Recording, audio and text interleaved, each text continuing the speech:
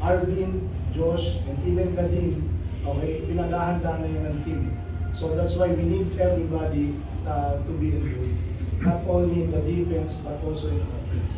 In the first half, siguro masyado kami tight. At the same time, gusto namin kagad na manalo the first quarter pa lang. That's why, siyempre, pinagandaan na yun. Ganda rin ng depensa ng Magnolia. Okay, so, diba, #1 defensive team sila for this conference. So, aware naman kami doon. That's why, on the second half, we adjusted. We adjust. And at the same time, kung ano yung binigay ng Magnolia sa amin ng first half, yun din yung binigay namin sa kanila ng second half, which is what? Yung hustle, energy, at the same time, yung pressure defense din namin going to the second half. Kaya nakahabol kami on the third quarter. Thank you, Coach Francie.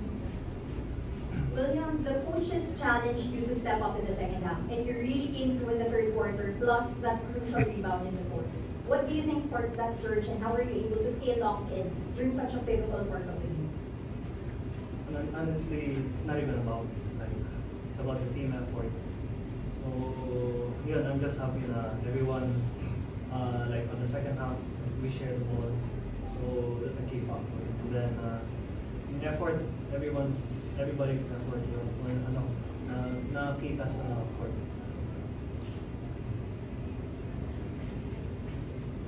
We now open the floor for questions from our friends from the press.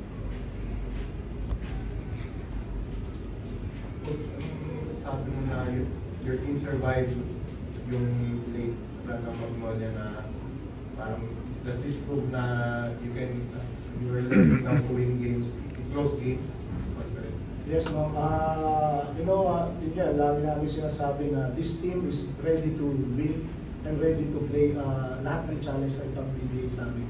Like what happened these crucial minutes, nag-stick lang kami as a team. At the same time, yung mga leaders namin doon sa loob ng court is, yun nga, nag-take charge, especially Arvin, even Paulo siya. Kasi kwento ko lang, during 2 days ago before this game, talagang nag-ipon sila, nung may players meeting sila na gusto talaga nilang kuhain on this day lang. Huwag na namin paubutin doon sa Saturday. So sila na rin, ginusto na lang din talaga nilang manalo. Kaya yun nangyari sa amin, is last minute. Hindi na pwede mong kwento yung players meeting kung ano yung mga napag-usapan ninyo doon. Yeah, basically, ano lang naman yan, like things that we can do in order to win. Yun lang, na-discuss namin na we have to play hard. Siyempre, playoffs. We have to give it our all. Diba? Hindi na pwedeng dependent yung effort. So, yeah, basically keys to winning this game. Yeah, good evening. Just how do you see your first semi-finals? Is it either against Duran or again? I'm happy for the franchise. First time na. Pero we still have more games. So I mean, it's okay to be happy today, but the season's not over. So we have to focus on our next game. We have to watch yung mananalo sa magiging kalaban natin. And then celebrate for today, and then focus sa next game. Coach, first up, I know kakapanalo na lang, but how do you plan to manage long break that? Kasi may ginas ang nagpag-series. How do you plan to manage that? Yes, no, siguro this week is a blessing for us talaga. No? Kasi right now, we're just short-handed talaga eh. So during our practice, na-injured pa si Dami, plus si Cynthia Rivera, yung last game namin against Water.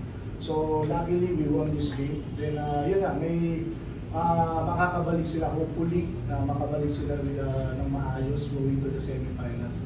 Yun lang, celebrate lang namin itong game at itong pangalan namin. Then from there, we move forward, we see kung sino man yung makakarap namin sa semifinals. We're just ready for whatever na challenges na may bibigay sa atin.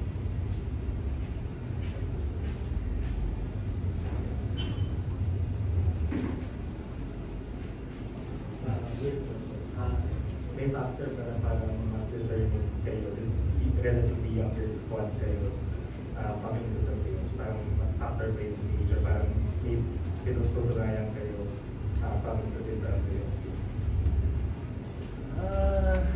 Age, I don't know.